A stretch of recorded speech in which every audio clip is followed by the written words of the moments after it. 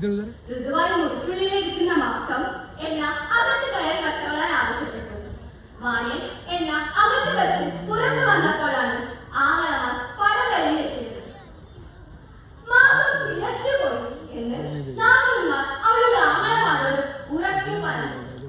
ഇത് കേട്ട ആങ്ങളമാർ ദേഷ്യമുട്ട് മാകത്തെ കൊല്ലാൻ തീരുമാനിച്ചു.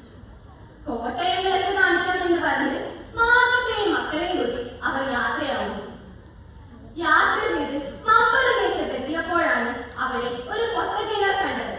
ആ കിണറ്റിൽ നോക്കി നട്ടുച്ചയ്ക്ക് നക്ഷത്രം ഉദിച്ചത് കണ്ടോ മാക്കേ എന്ന സഹോദരന്മാരുടെ ചോദ്യത്തിന് കിണറ്റിൽ നോക്കിയ മാക്കത്തെയും മക്കളെയും ചുരുകയും കടത്തലത്ത് കിണറ്റിൽ തള്ളി.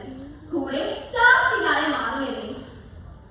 ഏറ്റവും ഇളയ സഹോദരനായ കുട്ടികളുടെ ഭാര്യയും മാത്രം ഈ ചതിക്ക് കൂട്ടുന്നില്ല. സംഹാരവൃത്തിയായ മാക്കം പിന്നീട് പ്രതികാരരൂപിണിയായി മാറി.